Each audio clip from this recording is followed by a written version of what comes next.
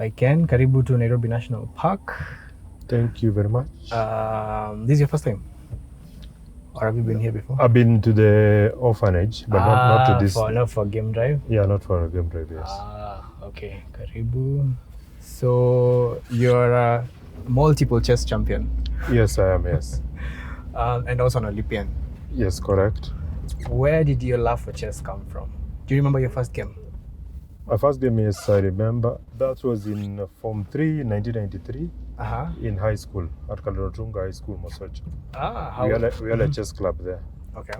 Yes. And so you learned from other students? Yes, I learned from other students. But initially, I learned from a neighbor of ours. A young boy was like 4 years my junior, was the age mate of our last born brother. I learned from you, Cedric, so I think he's the one I initially learned from. But then now in school, we also had now that chess club. So I used to play with him. He used to beat us when he was young. Yes, so I got challenged, and now that sparked the interest. So when you started playing in Form 3, at what point was it after the first game you realized, okay, I like this game and I want to keep playing it? Or did you first give because obviously the first games you lose? Yes, of course, yes. And then, so when did you now decide, okay, now this is it? Me, I know I like challenges, and after losing, I don't give up. I'm normally strong-willed, and therefore it motivated me to learn more, to be able to improve. So that's how I continued, and I think I developed the interest then. And then, so after you finished high school, yes, for you to get to where you are, yes. You're what kilo now? You're rating now? My rating now is 2090 thereabout. 2090. Yes. That's a CM. Yeah, my CM, yes. Candidate master. Candidate master, correct. Which is also a national master. No, national master is the initial one. Is it okay? Yeah, is the one before? Yeah, it's the one before. So okay, candidate master is the next. Then you go to international master, then international grandmaster. So you're two remaining to be become a grandmaster, correct? Yes. So okay, at what point did you realize you're better than almost everyone? When did I realize, or by playing? By playing, yes. What game did you? Do you remember the game when you realized, okay, I can be the best at this? The actual game, okay. From what happens is I used to study a lot. Like when I was when I finished high school, those are a period in between, 2 years in between. We used to wait for. There was a period of 2 years before people joined campus, when there was that gap. That gap where you're doing computer classes. Yes, yeah. Like me, I think I did. What did I do? I think some accounting. Yeah, those people now used to courses you used to do as a stopgap in between. In between, yeah. Yes. So, what happened? Now I used to during that period is when I used to now follow articles from the newspapers. On Sunday Nation, there used to be articles written by, I think, a chess player. I think it was Joseph Kanyingi. But I used to just read their names in the newspapers about other chess players. But I never used to know where one would really go and play. So during that period after high school, I was also mostly up country, because we had a home in Nairobi and also up country. So I used to, but I didn't have a chessboard. So what I had also played drafts. Yeah. So I'd, using the drafts board, I'd taken bottle tops and now need. I wrote chess pieces. Yes. So I just wrote the names. Okay. We're using the notations. Then I would set up a chessboard using that, and now set up positions and solve puzzles. Yeah. So I continue solving puzzles that way over time. So then when I came to Nairobi now, in between there is when I learned that some guy, I think because we used to stay in South Sea, there's a gentleman, was a student, then he told me that there's someone he knows in Nairobi West who plays chess, and is in the national team by the name Philip Singer. So I used to go to their house, used to play with him so many times, and he trained me a lot. And is when I started now learning more and learning more. And then that's when I started now playing tournament chess. And by then, by then there was a champion by the name of Humphrey Andolo. He had dominated the Kenyan chess scene for quite a long time. So Kenya has always had a chess team for the longest time? Yes, since I think 80s. Oh! Because I think in the 80s they sent a chess team to the Malta Olympiad. I think there's a gentleman by the name Kenyan. Yes, he played in the 1980 Olympiad in Malta. Yeah. So Kenya's always had a chess team. Oh, I didn't know that. Yes. So, okay, you finish high school, you get into university. Yes. I read that you are an instructor in a German school and a Swedish school. Yes, at German school on next to opposite Village Market. Yes, I used to teach there. To teach chess. Yes, and also at Swedish school. By then it was on Gong Road, just next on that road next to Makini. Actually opposite Impala. Yeah. But they moved now. These days they're in Karen. When you're teaching chess, yes. How do you? So immediately start teaching. Let's say you're teaching 6, because I saw you from 6-year-olds going up. Yes, correct. Yes. When you start teaching somebody chess, yes. How can you tell that this person will be good at chess above an average person? Is it based on pattern recognition? Is it how well they, I guess, plan for moves? Mostly their pattern recognition, their patience, mostly, and the actual interest. Okay. But like me, see what also, like you understand what took me this far is that you must also have that individual interest in the actual game. Yeah. Yes, that can take you far. That can take you far. Yes. So one must have that interest. So there are some kids who, when you treat them, you just see they have that either natural talent or they have also just a keen interest in the game. In the game. Yes. And so having training kids and training adults. Correct. Is it better to learn? I'm sure it's better to learn when you're a child. When you're a child, it's much easier, and they're able to get they pick faster, and they're able to because you see with kids, of course they don't have so many things engage in their mind, so they're very easier to grasp ideas when they're younger, rather than someone who's much older, an adult. Yes. Yeah, and then in Kenya, the Kenyan chess scene, because you said it's been here since the 80s. Yes. When are the tournaments? When do people play? Are there clubs? There are clubs like in South Sea, at Kenya Motor Sports Club opposite Red Cross. There's a chess club there that people meet every day. There are also various. There's also Nairobi Chess Club that is that normally meet at Goan Gymkhana. Okay. I think they meet thrice a week or so. I'm not sure. Then there are many other clubs like Maasai Chess Club is also there, and I would like to mention that Maasai Chess Club has done a lot in terms of improving, producing kids. Like I think one of the best kids who became the world youth champion in Egypt, who is from Marvel's Chess Club. The tournaments? Yes. If right now I want to join, right? So I go join a club, I start from the bottom, I play other kids or I play other people in the club, and then based on my success rate, then I get to represent the country, or how does it go? Okay, about joining a club or rather playing, you must not necessarily join a chess club, because one can just play, you can just go and play just as an individual. Yeah. But of course a chess club is much better because you get to meet people, or rather a place where you can keep meeting every other day to improve your skills. But you can still, there's no limitation or barrier that you must have joined a chess club to play. Yes, you can just play individually. So from tournaments, for you now to get to qualify for the national team, there's a qualification tournament that is normally held. Okay. So first you play in the Kenyan National Chess Championship that is normally held in December. Then after that, the top 12 players normally now play a round robin event, which is an all play all event where they now all meet, and now they get the top 5 players to represent the country. Yes. And so in Kenya right now, yes, how many people do you think are 2000 ELO and above?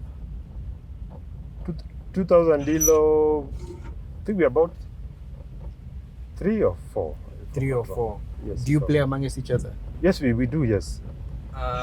So there is you. There is Martin Gateri.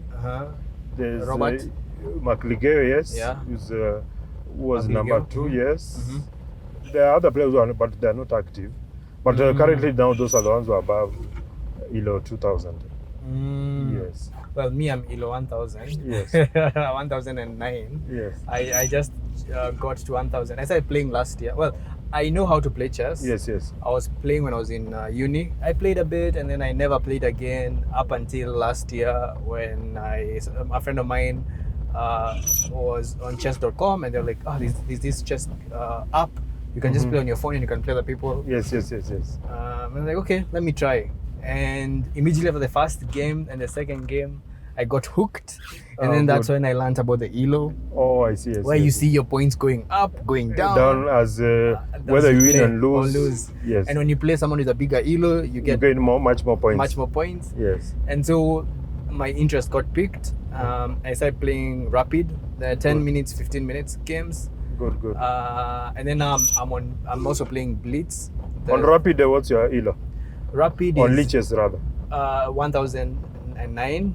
On rapid, I'm about 2004 or something. 2430. 2430. Yeah. And then on blitz, I'm 900. 90 something. Yes.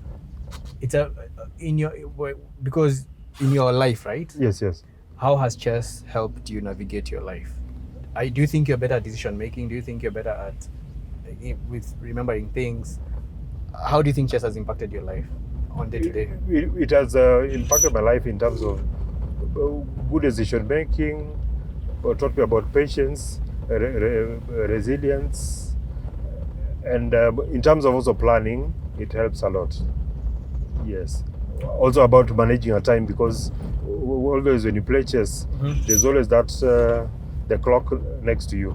Okay. That you must also manage your time within the game at the same time. Yeah. So it teaches you to manage. Like you see, today we had an appointment for 7:30. You see, You're here before time. Yes, I was called here by. Yes, I'm very strict also with time. With time. Yes. Yeah, because with chess, if you're on a clock, it doesn't matter whether you have the most pieces. Exactly. Or you're almost winning. Yes. If the time runs out on your clock. Yes, that's it. That's it. Yes. The other person wins. Exactly. So because you say the Kenyan scene, chess scene has been here for a long time, why do you think it hasn't, I guess, become mainstream? Because if you've represented Kenya in the Olympics, yes, why hasn't chess become? Because I see in India it's such a big thing. Yes. In Russia as well. Yes. Even in Europe. Yes. Why hasn't it been like how we see athletes here? Because I mean, having an ELO of 2000 plus as a Kenyan, that's a big thing, because Magnus is at 27 thereabout. 27 something. Yes. And he's the biggest chess player. He's the world champion. World champion. Yes. So why hasn't it been such a big thing? Well, maybe to correct you a bit, over time chess has grown so far. Because currently, perhaps if you don't know, because I stayed without playing chess for a while, I've actually just resumed. So what I have found out is that chess has really grown. Like currently, as we speak, there's a Kenyan National Youth Chess Championship being played at Mango High School. True. And it has about 5,000 kids who are playing. Okay. Under 18. Yes. Under 18, under 10, under 14, those categories. More than 30 players will represent Kiambu County at the Kenya National Youth Chess Championship to be held from the 6th to 9th of April at Mangu High School. The players were selected during the Kiambu Regional Chess Championship qualifiers that attracted more than 100 players. All the players that will compete at the Nationals will be fighting for the few available slots to represent the country at the Africa Youth Chess Championship set for Johannesburg, South Africa in July this year. Currently, as we speak, there are more over now 10,000. Like this, the current tournament I'm telling you about, the Kenyan National Youth Chess Championship, over 10,000, about around 10,000 kids participated all over the country. Mm-hmm. Perhaps maybe it is not being, it is not really getting the as much airtime, but it is really growing compared to the times when you're playing, or rather when I started. Like many tournaments I'd participate in, you'd find about, even the Kenya Open is when you'd get about 100 people playing. You being an instructor, yes, chess. Yes. Have you taught your child how to play? I know you have a son. Yes, I have two sons and one beautiful daughter. Okay. Yes, so the youngest son plays a lot. Okay. Now my daughter also plays. Actually, the three of them play, but my youngest son is called Kion. He has a very keen interest. More than the others. More than the others. Okay. Yes. And do you think one day he'll beat you? Yes, I think he will. Kids are always a better version of us. Yes, correct. Yes, he's always demanding to play. To play you. Yes, Dad, let's play one. But they also play each other. So I also set up for them chess accounts. Okay. So they normally play online. One day he'll beat you. Yes, I'm sure.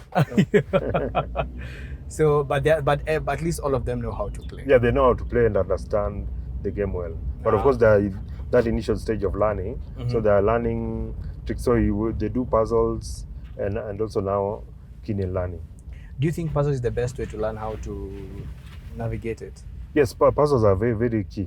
Oh. If you do puzzles frequently, it helps a lot. So, Olympics, right? Yes. You as an Olympian, you've represented Kenya in the Olympics. Yes, correct. Yes. How is that? How's the pressure of that? Because that's literally representing Kenya internationally, not just nationally. Exactly. Yes. Now that is serious pressure. Yeah. Because now when you go, then you meet now the top cream from all over the world. Yes. Yes. Then, but at least it also helps you interact with people, and you get contacts of people from internationally. But now it is now very, very competitive. Yes, like the first time I played, I drew with an international master. I think I've never forgotten his name. It's called Luis Galego from Portugal.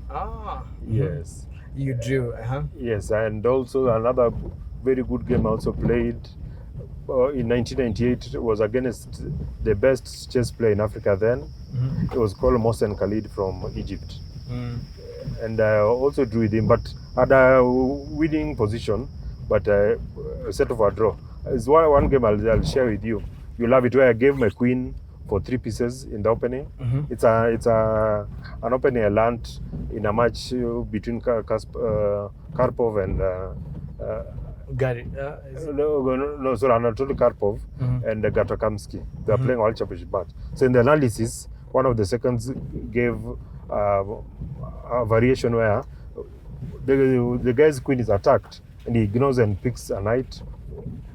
You pick the bishop, he picks the bishop on g7, then he ends up with 3 pieces for a queen. But that game now, black cannot win, because when you have 3 pieces for a queen, it dominates the board. So the queen almost never has squares to go. Places to move. So then if you will eventually force him to lose the queen, then he'll now be 2 pieces down. Yes. So it's so you have the game? Yes, I have the game, yes. Yes. It's a classic game. It's a classic game. Yes. So when you before you go to the Olympics, let's say you're going next week. Yes. How much prep do you put in? Do you play before you go? Do you play a lot, or do you just want to keep your mind free until you play the game? No, you must, of course, try and review games by analyzing lines so that you get ideas, and also you also check the opponent's games to know what opening he plays. Because you must play also, because like in a tournament, if you go tomorrow, you're playing so and so, you need to go check his games and see what opening does he play. Then now from there you can prepare what to play based against on him. that. Yes. Because with chess, most people have the same opening. Yes, there are people who play better. Like me, for example, I play the French defense. I play the if I'm black, I play the French defense. I play the King's India defense, and maybe the park defense. And if I'm white, I play mostly D4. Okay. But at times I can play E4. E4. Yes. So you'll find people based on their style, they normally choose certain openings. Like the players who are risk takers, they like playing open games and attacking games. Yeah. So you'll find they play perhaps the Sicilian. So if you are playing a player who was playing the Sicilian, you need to prepare against a Sicilian defense. And maybe you might be playing a particular line of Sicilian, which you need to now prepare. So you can now get ideas, and from other games from grandmasters, you'll get ideas how you can now get a winning position, traps in that opening that you also must not fall for. If you don't now prepare, you find he has now prepared that, and you end up falling for an opening trap if you don't. Yes. I read that somewhere that when you're playing chess, especially in a tournament setup, whereby you have many games in a few days, you lose so much calories.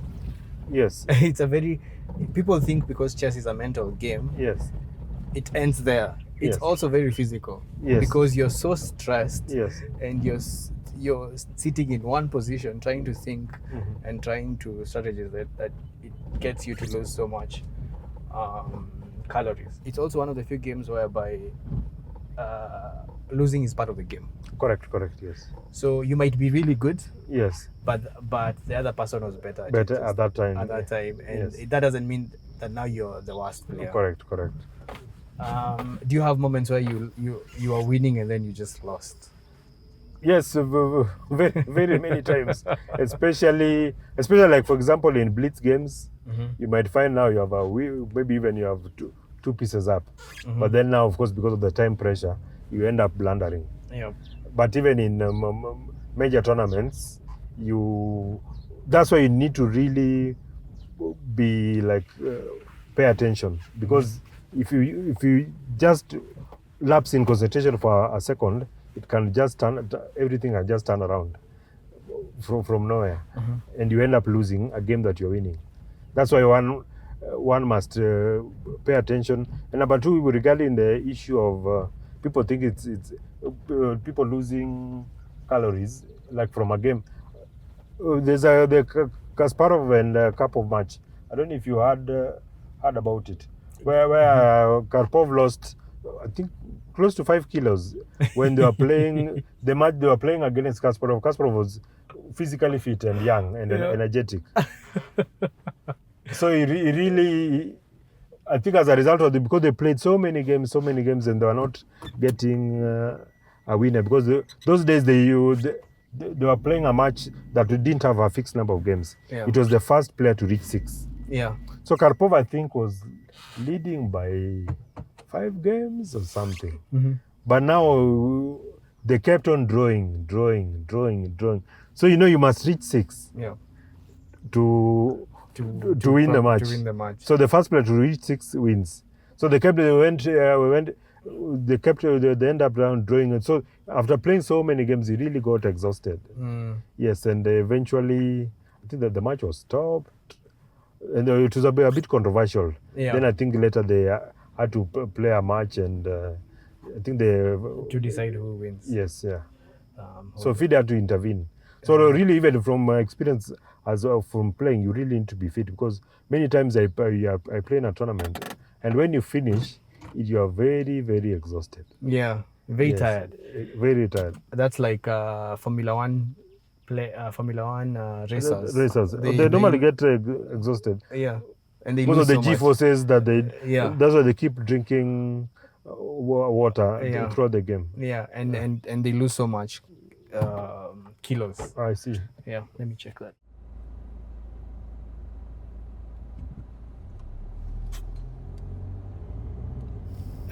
And I saw Yes. in Kenya there's this lady called Sasha.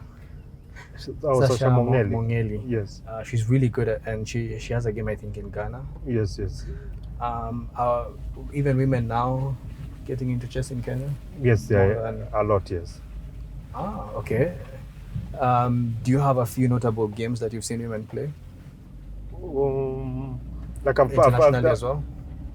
Like international here or the local players. Both local and international. Internationally, they used to be like these Polga sisters who are very good. Yeah. Judith Polga, Susa Polga, and Sofia Polga. There are three sisters from one family. So they're very good. I think they're the ones who became grandmasters, like because for women they normally have women grandmasters, but now then they became grandmasters in the field of men. So because they were that good. Yeah, they are that good. Yeah, very very strong players. Yes. Yes. And they've won tournaments where they are playing against, especially Judith Polga. Yes. Yes. But our local players, I think, I played just Nyarwai personally. I've played with her. She's very very strong. Yeah. Yes. She's the lead. Right? Yeah. Joyce Nyarwai. Just Nyarwai, she also she's the lead woman. Yes, at the moment. At the moment, yes. And then now Sasha. Then Sasha Mongeli, yes.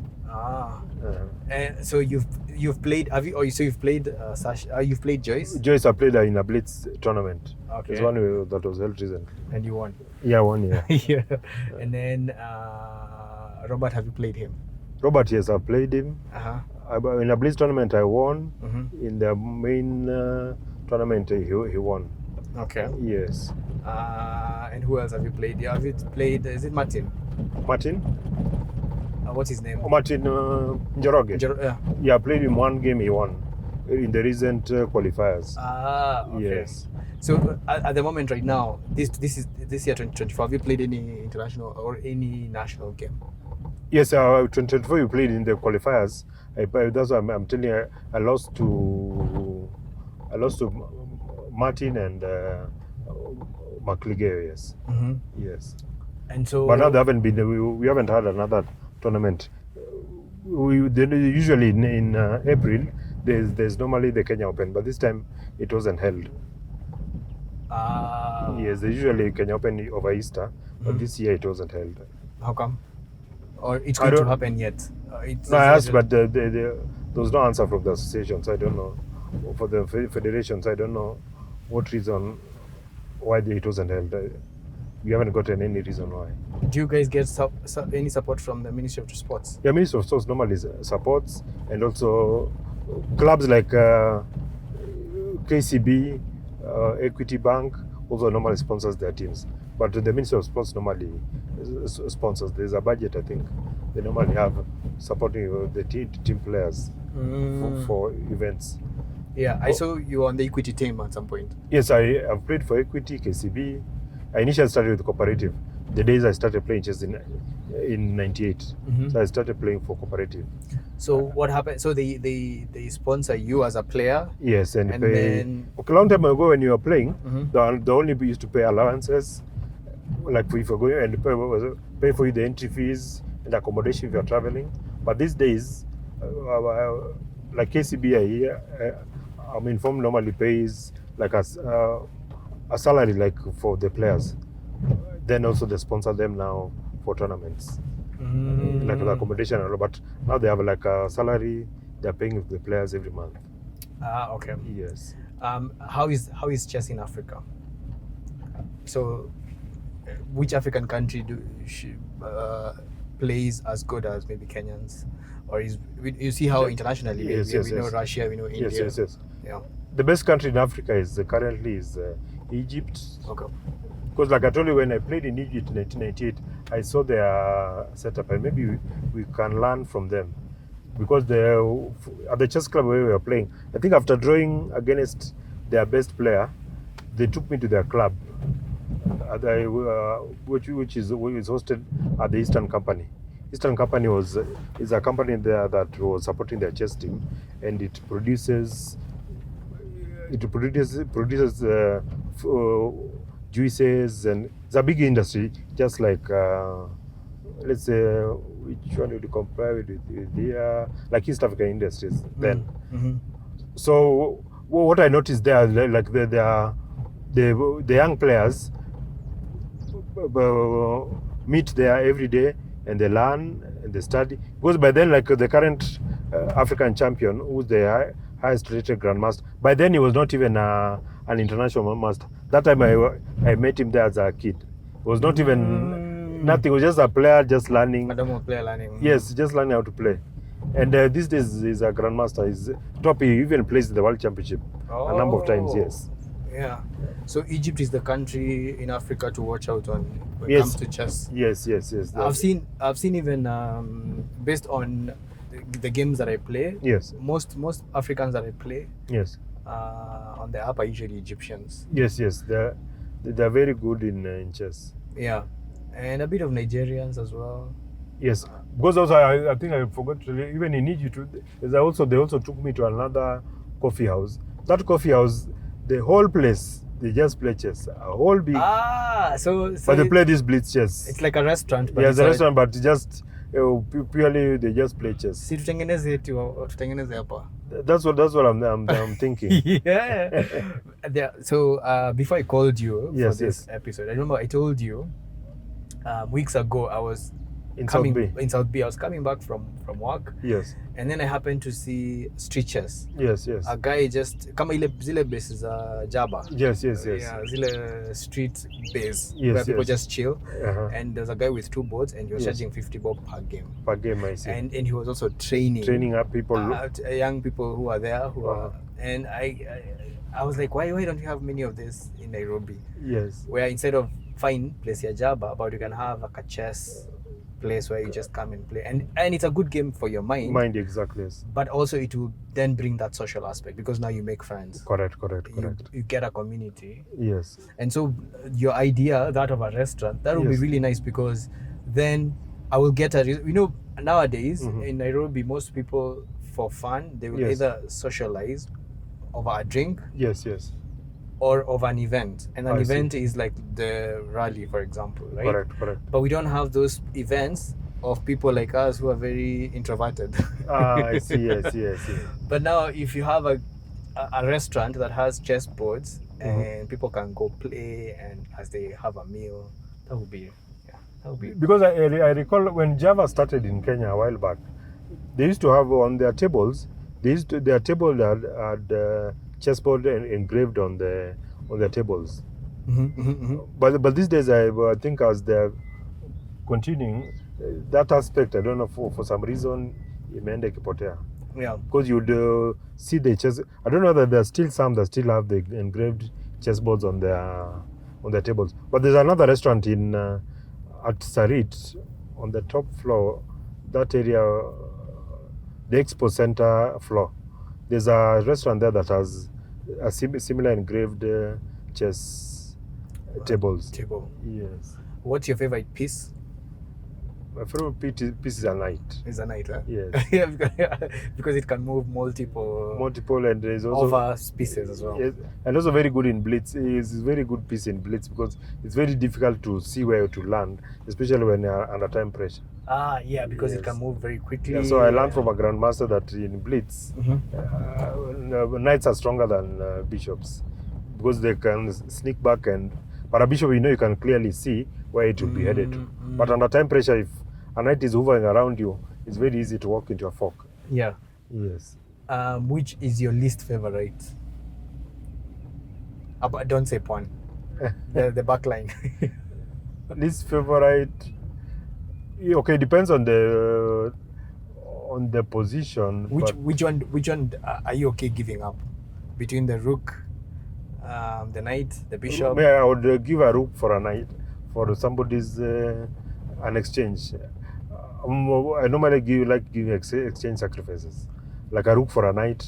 I would give you to get a position, a positional edge. Yeah. Yes. It's funny because a rook has more points than a bishop. Yes. But when you're playing, and Yeah. also I think about it because it moves both black and white tiles. Yes. It's more powerful. Yes. But then when you're playing, for some reason, it's not as practical as a bishop. Amani, mimi too. Maybe because no, not really. But it all depends on the position. So rooks are normally very powerful when the position is open. Okay. So when in a closed position, a knight is a bit stronger. That's why I tell you at times I would give you my rook for your knight, because I can give you a rook for your knight and the position is closed. And if my knight is being supported on an outpost by a pawn, that rook, your rook now can't really do much, because the knight can actually build a fortress where it is controlling 8 squares. And now your rook, the position being closed, you can't do much. Maybe the game might end up in a draw, or now the other player might win. Is it true that when you're playing chess, the goal for you to I guess get a better position, you have to control the center? Yes, initially, yes, but of course over time there are openings that have come up where now that doesn't really follow. But normally with our players, when somebody is controlling the center, yes, he normally has an advantage because he's able to also create more space and gain a space advantage. So when you're controlling the center, the player who's controlling the center, it means that now your pieces can't now come around the center. So then you are now forced to try and undermine the center by playing from the wing to undermine the center. So because if you let the player get control of the center, you'll almost now lack moves. Yeah. Because you'll have now a cramped position on your side. I saw just yesterday, was it yesterday or the day before yesterday? He kind of lost. Yes, I think I missed watching the match. Yeah, he lost against FIDE. Yes. And that was his first loss in 47 games, I think. Yeah, I think somebody mentioned it in the chess group. Yeah. But I think I didn't check the game. Who's your favorite international player, apart from Magnus? Magnus is not really my international favorite as such. But even the old ones, or even the current, or you mean the current ones? The current list. The current list. So there is Prague, there is Caruana, Nakamura, yeah, and Prague. Yeah? Yes. Prague is really good, huh? Yes, it's really good. Him and his sister. Yeah, the sister is also plays, yes. She's also really good. Uh-huh. Did you watch Queen Gambit? The movie? I watched it a bit, but I didn't. On Netflix. On Netflix, yeah. I watched a bit of it, but I think for some reason I didn't complete it. It wasn't. So Yes. There has been a spike of people playing chess as a result of that. As a result of the Queen's Gambit. The Queen's Gambit show, and it came out during COVID, so most people had time to watch because there was not all this activity. Yeah, I see. And there was a spike in people, which I think is good because every time a sport is integrated in a TV show, yes, then it will reach so many people, and people will be like, so this game can be played, or this thing can be. Oh, I see, yes. Like Formula One fans, yes, they grew when the Formula One started doing the documentary, the Drive to Survive on Netflix. Oh, I see. And it was again during COVID. Yes. So I feel like sports should always get into the entertainment scene. Yes. Through movies. Yes. To inspire, I guess, people to watch and okay, I can play this game, or it's something that I can do. And with chess, I mean, the Kenyan entertainment scene right now, there's so many movies of different situations. Yes, currently, even globally, there are movies about like boxing, there's basketball. Yes. And it would be good to have like a movie, based on chess. Oh, I see. Or a documentary. At the moment, when you're doing the tournaments, do you have guys who are filming it? Yes, at the moment, there's a huge number of people who are normally filming every other day and taking photos also. What I've never known is where they take them to. Oh. Yes, but there's usually very many. So I don't know whether there are some who, like Kimbari, for example, normally he has a website where he normally reports about tournaments. So some, I think, maybe do it as journalists, and some perhaps do them as what do you call it? For fun. Some maybe for fun. Like YouTubers. I don't know what they are, YouTubers, yes. These are guinea fowls.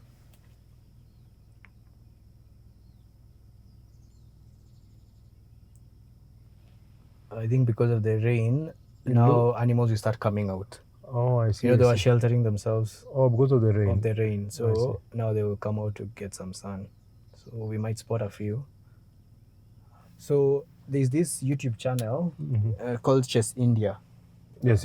You know it, eh? I normally watch now the games. The games play, and so the narrator explains the game. Yes. And if before someone makes a move, if they make a bad move, they'll tell you, oh, they should have done this.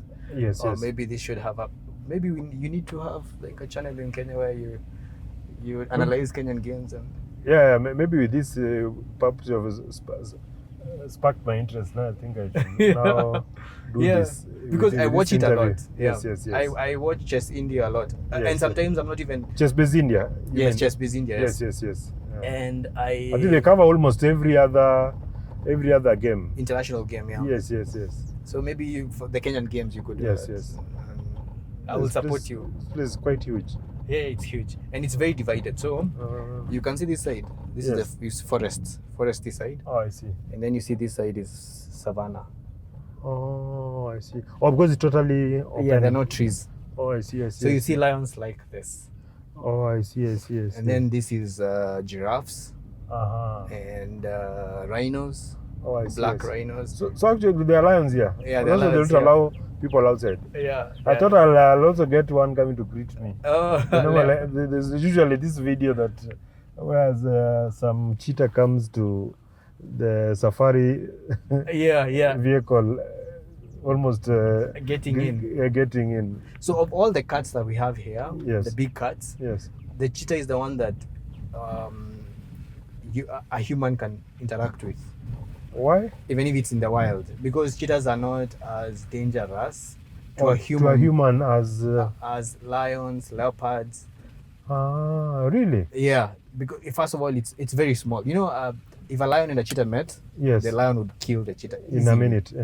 They don't see eye to eye. Actually, it's just like but a bit is agile, so it's very easy for it to run away. Take off. But then it's only for a few minutes. Oh, I see. Yeah. It doesn't have that. It doesn't have that stamina. Yeah. It is fast, but for short distances.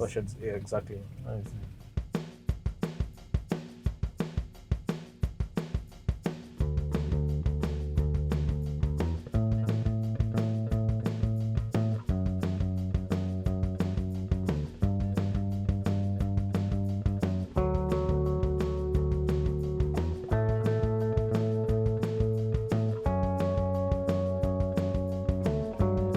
And how big is this place?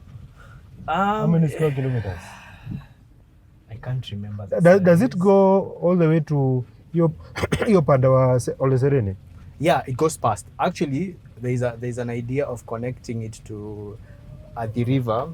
There's a huge piece of land. At the moment, there are ranches. Yes. And the owners of the ranches, they give Kenya Wildlife Service for conservation. Yes. So the idea is to expand the park. Yes. And so if you're in Machakos, you can actually access from that side. From the back. Yeah, it's a fifth of Nairobi.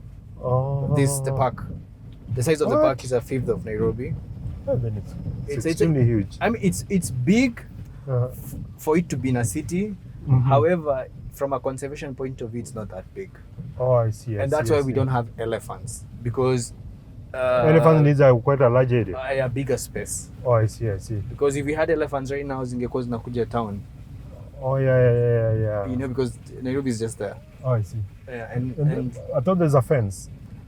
There is a fence. However, down here, there's a river here. Oh, so they will cross. So they can cross. Oh, I see. And most animals actually use it and cross. Oh, I see. That's why you'll see lions in Rongai. Those are the lions that happen to cross. Yeah, because Rongai side. Is that side. But now after the river, they can't fence across, or. But when they immediately after the river, it's now community land, and so some people have. Oh yeah, it is their land. So yes. Constructed. Oh, I see. It's a bit Maasai tricky. Land. Yeah, Maasai it's land. Very difficult. It's a bit tricky to navigate. Yeah, and then also 20 years or 10 years back, Yes. that side there are no people. So animals used to freely move. Yes. And so they, from an animal, it is as we have encroached on them. Yeah. So to an animal, they think that the roots are still the same. Oh, I understand. Yes. So that's when you find a situation whereby maybe there's now a human-animal conflict. Human-animal conflict, yeah. A buffalo will go because it's used to. Maybe it didn't go last year or the year before. Yeah, so it is its area. Its area, now it's going back and realizing, there's a building. There's a there are people here.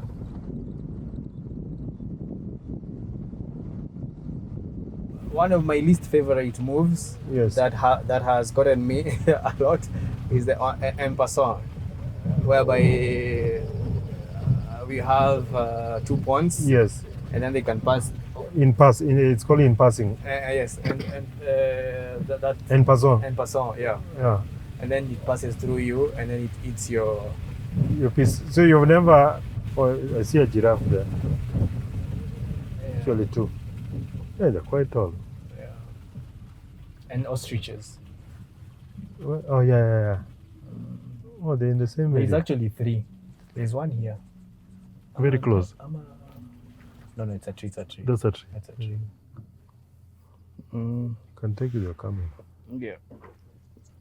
Can zoom. These are Maasai giraffes. Oh, Maasai giraffes. Yeah. They're different from the others. Yeah. So the pattern is different. Savannah. Yeah. So this is where you would see. Kenya is so. So the ones at the Giraffe Center are the same. These same ones? No. Giraffe Center is the Rothschild giraffe, which is now the rarest one. Oh, I see. There are fewer. The ones in Giraffe Center are endangered, so there are fewer. That's why they have been secluded there. Yeah. Oh, I see. We have a few more in like Moya, Meru, those sides. However, but are there any of them like in the park? No. Yeah, in the park, yes. In like Moya National Reserve, we have a few, but they are very few. Oh, I as see. Compared to others, they're very few. What causes them to be endangered? Is it people? Yeah, it's people poaching for meat. Giraffe meat people eat? Yeah, people eat, especially in the northern Kenya. Oh, yeah, it's more like a camel. Yeah, northern Kenya people eat. Oh, I see. Yeah. And the Rothschild giraffe, is it originally from Kenya? Yes. So the 3. So in Kenya we have 3 species of giraffes. Yes. We have Maasai, Rothschild, and reticulated. Yes. And so Rothschild is found in the dry areas of Moya National Reserve. Yes. And a bit at the north. Yes. And same with. So the difference actually is. Let me show you. The difference. It's the patterns on the skin. Yeah. So like this is reticulated. You can see the pattern. It's a bit hexagonal in a way. Yes, like tiles. Yes. And this is found in the northern side of Kenya. Let me show you. So this is the Rothschild. So you see it's darker. These are white. Whitish. This is. The pattern yandani is white. Very clear white. Yeah. I see. And then these ones, the spots are black. I see. And then Maasai, the spots are not. You see, these spots are a bit boxy. Boxy, yes. But now these Maasai, they are not. It looks like flowers. Oh, I see. It's not like. I see. It's like it is split in a way. Yeah. I learned something now. Yeah. So that's the difference. But the question is, do they crossbreed? I don't know. I don't know if they crossbreed. They probably do. But that's a really good question. I'll find out. Okay. Yeah. I'm a bit inquisitive. Yeah. No. It's good. I'm also a bit. Because I just wondered whether they. I never thought about it. Yeah. But I'm sure they do. Yes. In certain situations. But the funny thing is that now the thing is you never find the same species in one area. So if this side is Maasai, Maasai. I see. In Meru National Park is now the reticulated one. Yeah, I see. In Moya National Reserve, it's so like KWS has never thought of maybe integrated them. I mean, or it has never occurred to them, or maybe it has never been done. Perhaps you don't know. You know, the thing with wildlife is, yes, at most times, the rule has always been let nature be. Let nature be as it is. Yeah, unless you're doing research. I see. Then you could maybe do that just for research. But then if it's not harming the animal, yes, why would you try and... Or because maybe you might take it to a different environment and it gets affected. It gets affected. Maybe the food there is different. Different, yes. Maybe and having grown up maybe with the, what do you call it? The area. Yeah. Another... Yeah. And maybe the area, just like you see with certain animal, like when the guys who have tried this goat farming, they bring goats from... a different country, but now you find their environment here, they can't cope. So they end up dying in no time. That's an Impala. Yeah, it's a female Impala. The female ones don't have horns. Oh, the horns are the males. So do lions come close to the road? Yeah. Even now, if we are lucky, we will see them on the road because the grass is wet because of the rain. Yes. So they will most likely come on the road because of their paws. Oh, the paws, yes. They don't want to get to warm up the body a bit. Yeah. Oh, they don't like damp areas. Damp areas. Yeah. Oh, I see. It's honestly, the thing is, it's so funny because we all have. It's as an African. You have a Kawa life experience without knowing that you have it. Because you have a house cat. Yes. So a house cat doesn't like stepping on water. I know. So it's more or less the same thing. Yes, true. There are certain situations that you have experienced in your life. Yes. That if you've seen in a wild animal, you'll be like, okay, makes sense why that happens. Oh, I see. Yeah. So even with the environment thing, where you bring animals from a whole different climate, and then they don't adapt. Oh, these are like more or less like points. Points, yes. So you're able to tell somebody I'm at this point. Point A, point B. Or let's say if you get lost. Yeah, you can use it to navigate. Navigate back. I see. Yeah, the park. So apart from chess, yes. I know you're in real estate. Yes. Is that what you did in school? No, I studied surveying. Oh, you studied surveying? Yes, in under engineering department at UN. Yes, but I went into business, so I do real estate, and also recently I registered a company for doing trading in precious metals. Yes, yes, just recently. So like gold. Yeah, gold and precious minerals. I partnered with an American to start that business. Yes. So here in Kenya. Yeah, here in Kenya, yes, but him is based in America. So he has market there. So I will help coordinate from here. Then now we can export outside. I saw the price of gold went up so high the last one week or 2 weeks. Yeah, gold normally fluctuates with the dollar. That's how it works. And so. But many people, and that also is also caused by demand. That what could have caused that was because there was this panic about the dollar dropping. Okay. So then you find people, many people have faith in gold. Because gold, anywhere you'll take it, you'll always exchange it. So you find, so it also goes with the demand. When there's high demand, it starts also going up. Yeah. Yeah, so it always now fluctuates against the dollar, always. So gold is a much better thing to trade than the dollar? Yes, of course, any day. See, even with all central banks, or even central banks and financial institutions worldwide, all transactions are normally backed by gold. It is the gold reserves in a country that helps them be able to transact. Oh. Yes, because that's your security, your gold deposits. Yeah. At your central bank. So gold is metal. Yes, right? yes, correct, yes. So I have, let's say, a kg of gold. Gold, yes. If I want to move it right now, what would I do? So just carry it and go with it. To the bank? You can go with it. You can even deposit it with the bank and you'll be given a certificate of deposit. You can use it as a security and borrow against it. Okay. Yes. Or you mean you want to go out with it out of the country? Yeah, or to travel with it, or to, I don't know. Yeah, you can carry it into any country. That's why it's the preferred way of our preferred asset. Because if you live with it here in Kenya, take it to anywhere, you will sell it for that price that it is selling at currently. The funny thing is that Africa has some of the best minerals in the world. Exactly. Like in even with the most deposits.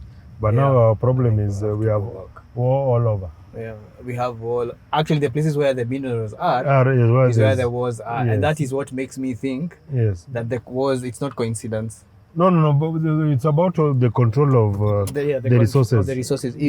If you're divided, then it's easier for someone to come and tell you, "I'm going to help you," and they'll take. Like, even all this like DRC where you see all this confusion. There's always a lot of smuggling of all their gold and minerals out of the country. That's a hippo.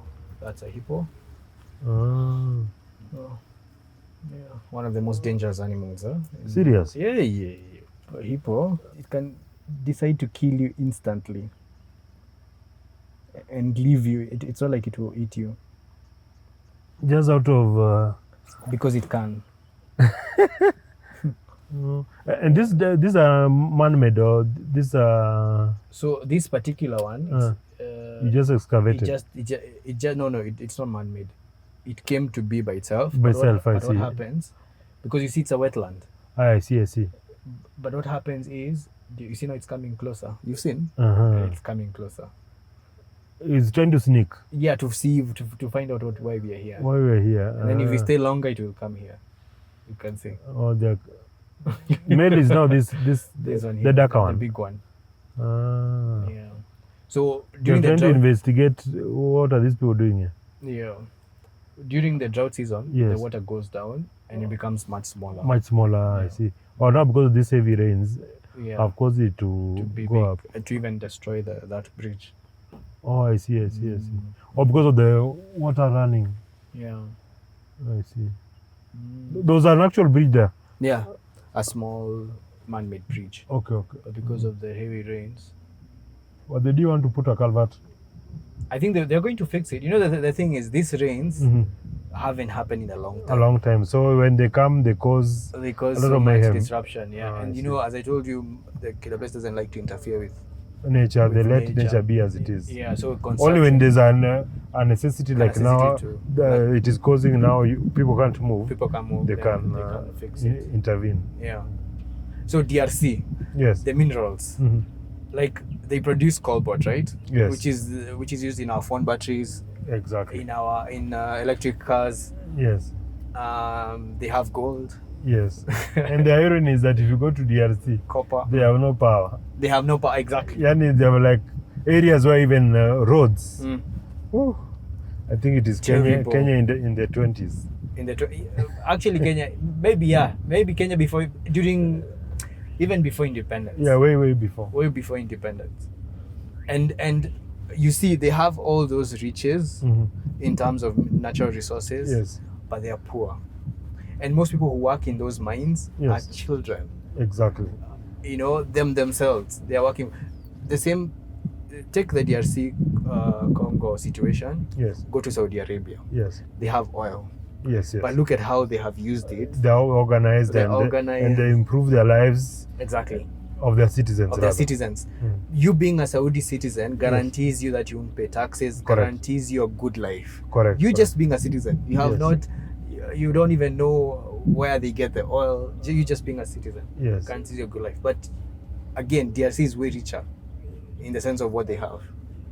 I think, I don't know whether ours is an African problem or it is an attitude, or people like, at times me I normally say, like we Kenyans, sometimes we don't love ourselves because you find like a road, this road, in an engineering class, there's a lecturer was teaching us about ethics, because he was telling us that this road that you'll cut corners and not fix it to the required standards, this road might end up killing your own relative. How will you live with that? This same road that you are not fixing will spoil your car. which will cost you money. You might not see it now. But now, so why don't you just do the right thing?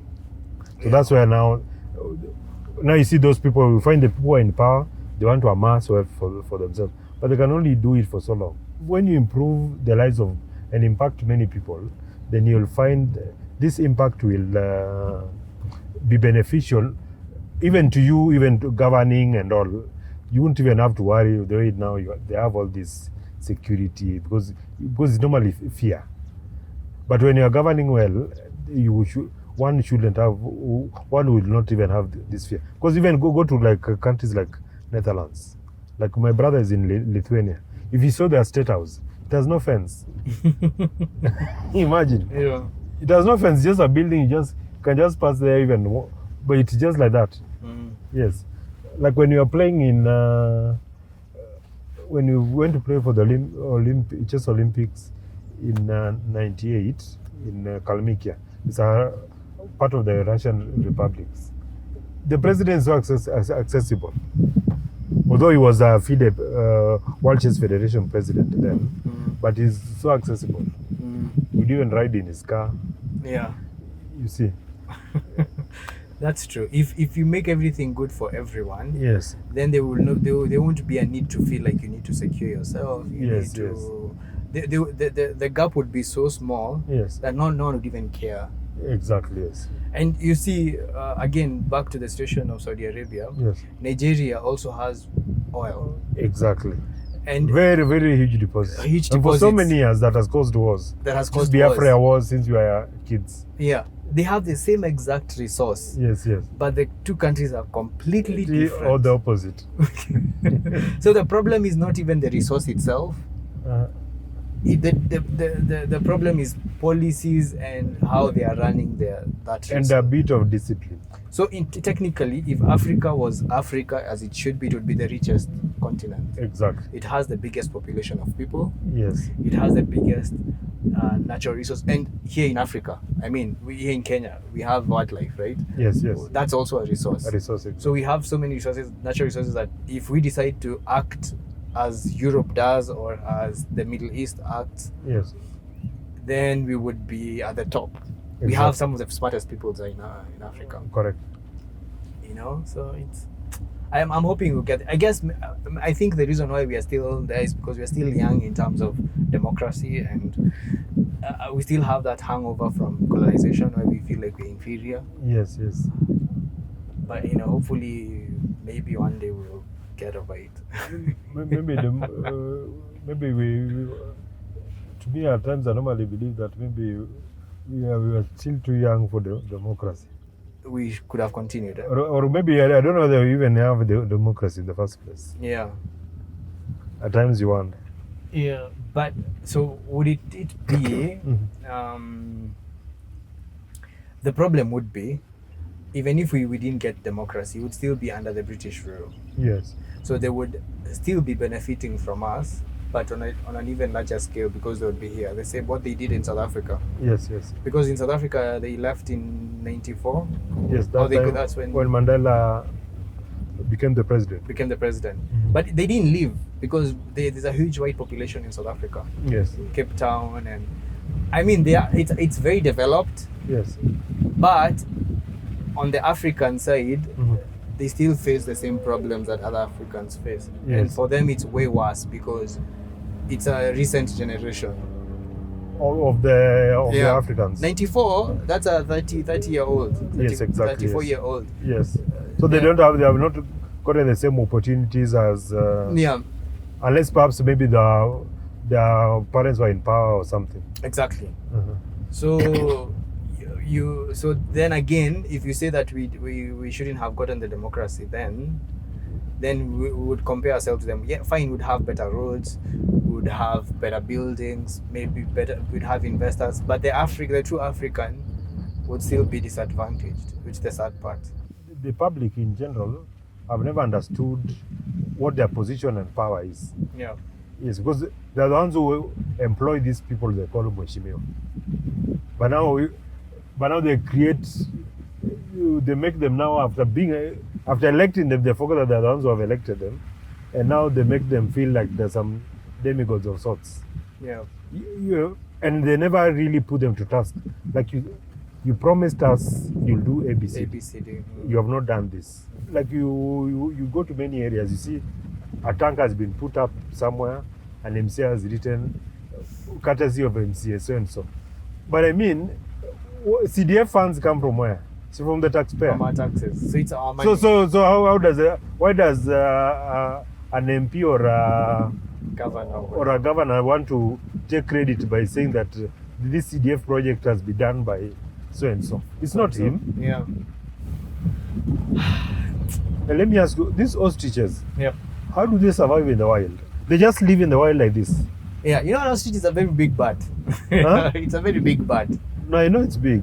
Yeah, so they survive by themselves. They eat, you know, in the wild. So what do they mostly eat? Oh, these are beautiful. You can take this one. Yeah. Oh, these are now the male. So these horns. the grey, no, these ones with the horns are the males. This is a bachelor herd. Oh, bado ni watoto. Watoto na pia wale wazee wenye wamefukuzwa kwa nini? Oh, from their nini? From their father family. Wamefukuzwa yani waende wajipange watafute SQ. So what happens? Unaona kama huyu amevunjwa pembe. Yeah, so it must have been a domination. Yes.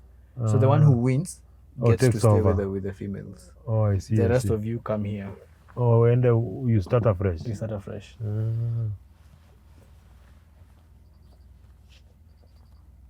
Oh, so when the sun comes out, it becomes a different story. Yeah.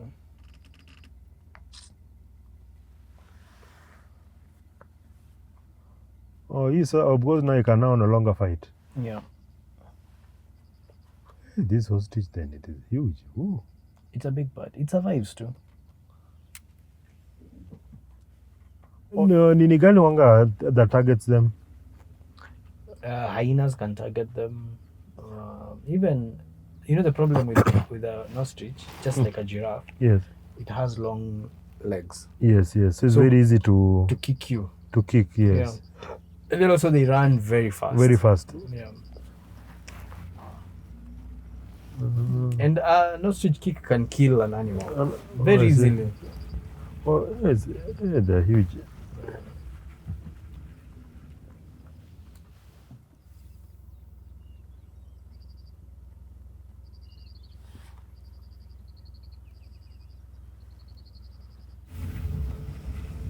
Nairobi is blessed with this park. What? And it's just here. What an experience. Yeah. Tawaleta ni watembee huko. Walete watembee huko. Yeah. It's a good experience. So you say there's a chess club here in South Sea. Yeah, Kenya Motor Sports Club. So you know Motor Sports Club? It's directly opposite or the Bomb Hotel. Oh, Bomb, okay. I know just Upper Red Cross. Red Cross. Sasa opposite huku kuna ile nini ya Wells Fargo. Immediately next to it. Yes. And it's open. It's always there from evenings. After about 5, they're normally there. And so do you pay for it? Yeah, they normally pay. They have a monthly fee. This is two Jackals. The Jackals. Yeah. Who take photos? They always. You're saying they're this tiny. Yeah, they're small. What? Well, jackal is not a big nini. No, it's like a normal dog, even smaller. Yeah. When you look at them in National Geographic, they would appear like. These ones are little babies. No, a couple. No, these are adults. Jackals are not. What? Jackals are not big. I think hyenas are the big ones. Hyena I know. But unasema jackal nikizionanga zikimbizana kwa nini? This tiny. Wow.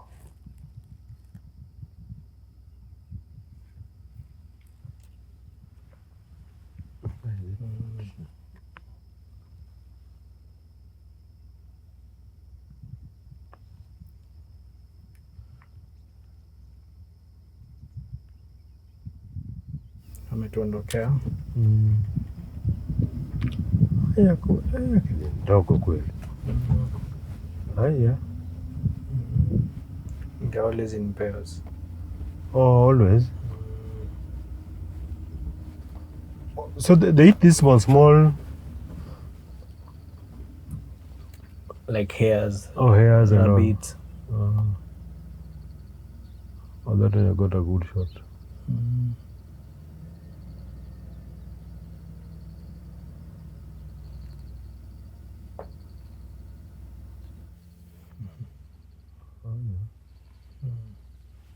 The jackal.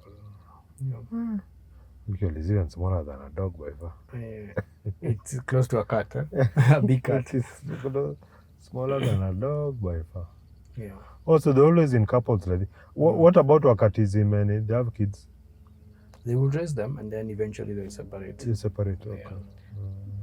But you know, most small animals like this are very tactical, so you'll find they don't travel with the kids. They leave them somewhere. I see. They go, they hunt, and then they come back. Oh, they bring. Or like in a den somewhere. In a den somewhere, like a hole. Oh yeah, because they know they will be very exposed. Yeah. Because I think if they are this small, then even these eagles will quickly snap them up. Yeah, easily. Actually, those are the ones. The hawks and eagles are the ones who eat their kids. Who eat their kids. And hyenas. So then they have to be tactical. So they they hide them. They go look for food and then they come. They hunt small, even birds. They small birds. Birds, I see. Guinea fowls. I see. But they are small. I think Nat Geo. Also, I don't know if it's maybe the area. Yes. Maybe in some areas, like let's say, that's another thing with wildlife. You find like lions in Savo are bigger than lions here, for example. Oh, I see. Because of the food they get there. The food they eat, the environment. So maybe let's say there they eat. But there are zebras here. Yeah. Okay. I see. Let's say there they eat zebras and buffaloes. Oh, I see. Maybe let's say here they eat smaller animals like deers. Oh, I see. So they end up being also their diet is not the same. Not the same. So you find that it's the same thing with humans. There are communities where people grow. Lower community people are huge. Huge, yes. Just like Nigerians, for example. And Nigerians based on the food they eat. Based on the food they eat. So you find maybe jackals here are small because of that. So maybe in Nigeria when they're filming, they film in areas where they're a bit bigger. Bigger, correct. Yeah. But could also be like the Savo lions. Could it be perhaps maybe also a different breed that is perhaps bigger? Maybe that could from also the be, genes. Yeah, that could also be it. Like in Amboseli, the elephants in Amboseli have big tusks. Big tusks compared to Savo and other. Savo, the size of the elephant is big. Is the huge, size, but the tusks are not as small. big. I see. Because these are an elephant poop or what? Buffalo. Oh, that are this big. Buffalo or rhino. Rhino, I see. But mostly buffalo. I see. Yeah. This is the white rhino. The black rhinos are very shy. Hey, this thing is big. This is white here. Because they're rushing to catch it.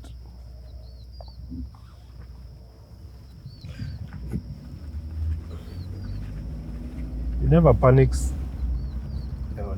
This is the white one? Yeah. Okay. It is huge. Yeah.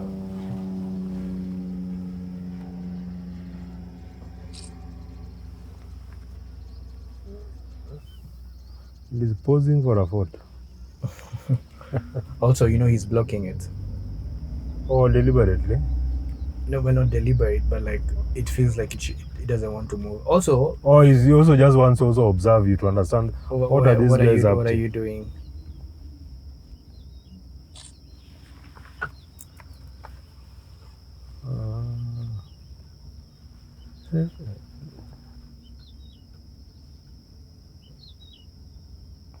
So Maasai giraffe, look at the patterns.